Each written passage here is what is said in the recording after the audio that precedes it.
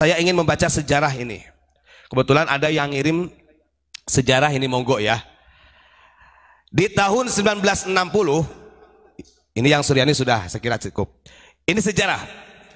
Di tahun 1960, Buntet Pesantren pernah kedatangan salah satu jenderal yang bernama Ahmad Yani. Saya ulangi lagi. Di tahun 1960, Buntet Pesantren kedatangan salah satu jenderal yang bernama Ahmad Yani. Beliau adalah utusan Presiden Soekarno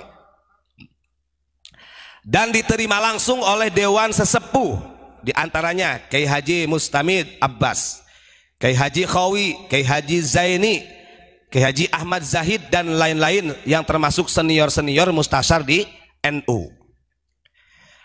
Apa keperluannya Ahmad Yani yang diperintahkan oleh Bung Karno ke Buntet menemui para sesepuh kiai yang ada di Buntet, termasuk mustasyar NU?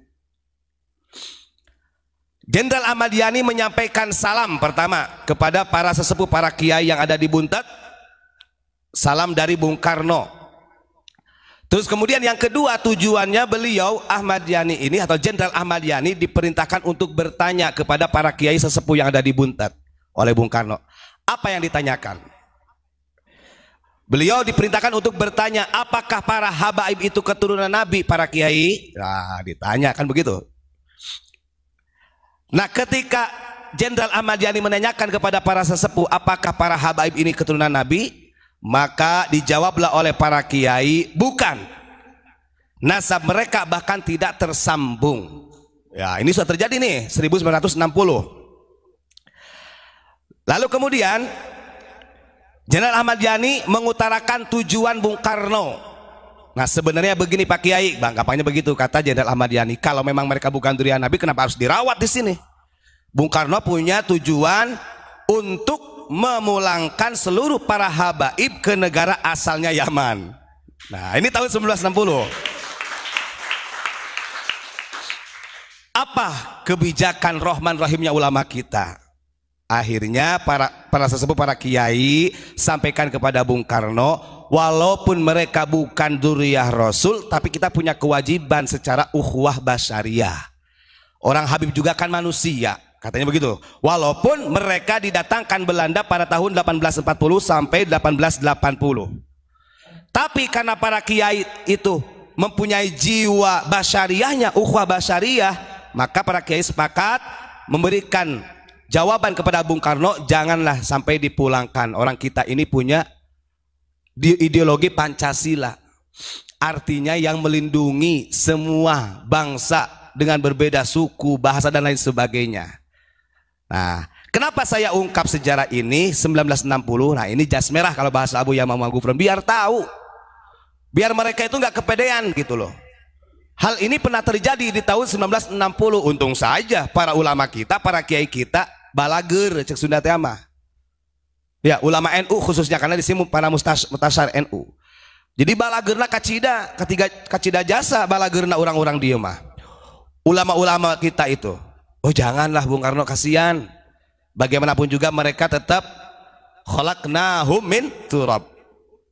Artinya Allah juga menciptakan mereka dari tanah, samalah manusia secara ukhuwah basyariah udah aja dirawat. Kan begitu. Maka ada juga premingan juga nih, ada premingan juga yang terjadi loh. Itu Gus Dur aja itu sampai berani pasang badan katanya Gus Dur untuk membela Ba'alawi. Enggak begitu sejarahnya. Karena terulang kembali di masa ketika Gus Dur waktu itu MUI-nya siapa lupa lagi, Kiai Hasan Basri. Nah, ketika MUI-nya Kiai Haji Hasan Basri pernah terjadi kembali, mereka itu mau dipulangkan. Lalu siapa yang pasang badan? Ya Gus Dur itu, jangan. Karena Gus Dur diamani oleh Bawahab Hasbullah waktu itu. Artinya ulama NU ini lebih mengedepankan ukhuwah basyariahnya, bukan nasabnya. Itu catat. Jadi jangan dipraming, oh, orang NU sesepuh NU aja hormat kok sama para habaib karena duriahnya. Gak begitu ceritanya. Makanya jas merah, jangan melupakan sejarah. Tetap dihargai secara ukhuwah basyariah. Kemudian kalau toh ada orang itu memang alim, itu bukan karena nasabnya, berarti karena memang punya ilmu, begitu saja.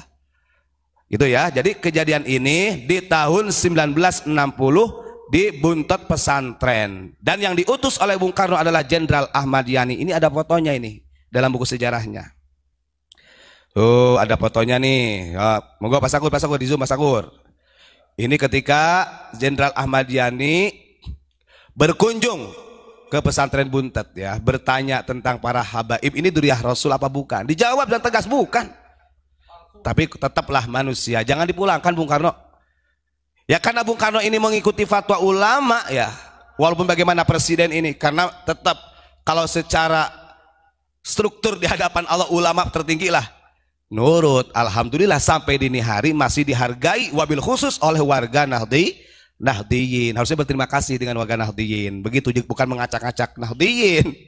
Nah ini, jadi harus paham sejarah-sejarah ini. Kejadian ini di tahun 1960.